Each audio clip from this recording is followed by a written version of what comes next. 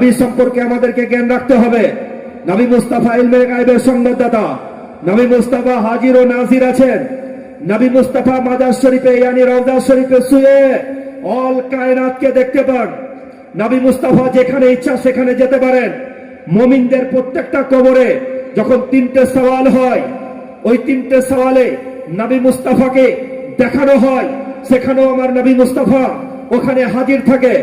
একই টাইমে জোহরের নামাজ পড়ে আপনার রজতপুর গ্রামে, নারায়ণপুর গ্রামে মাটি হয়, আমেরিকাতেও মাটি হয়, লন্ডনেও মাটি হয়, দুবাইয়েও মাটি হয়, সৌদিয়াতেও মাটি হয়, তুর্কি, মিশর, আফগানিস্তান, পাকিস্তান, বাংলাদেশ, হিন্দুস্তান, না জানে কত ব্যক্তির জানাজা একই টাইমে হয়। কিন্তু সব জায়গাতে ওই একজন নবী, নবী মুস্তাফা ওই টাইমে মদিনা শরীফেও কবরে থাকেন, মক্কা শরীফেও কবরে থাকেন, আমেরিকাতেও কবরে থাকেন, লন্ডনেও কবরে থাকেন, দুবাইয়েও কবরে থাকেন, সৌদিয়াতেও কবরে থাকেন, নারায়ণপুরেও কবরে থাকেন, পাকিস্তানেও কবরে থাকেন। পুরো কায়নাতে যেখানে যেখানে কবর দেওয়া হয় সব কবরে আমার নবী Mustafa at the time, on টাইমে, মেন টাইমে, একদম একই টাইমে ওখানে উপস্থিত হয়ে থাকে।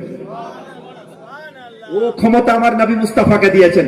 বুখারী শরীফের হাদিস, আল্লাহু ইউতি ওয়া আনা কাসিম, ইয়া রাসূলুল্লাহ, আমি আল্লাহ দেনেওয়ালা, আপনি নবী মুস্তাফাকে বন্টনকারী রেখেছি, যাকে যতটা পারবেন দিয়ে যান। বলেন সুবহানাল্লাহ।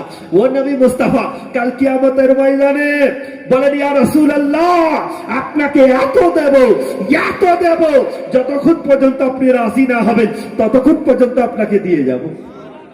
তো কিয়ামতের ময়দানের শাফাআত আমার নবী মুস্তাফা করবেন, যার জন্য আমাদের জান হলো আমাদের নবী, আমাদের ঈমান হলো আমাদের নবী, আমাদের শান হলো আমাদের নবী।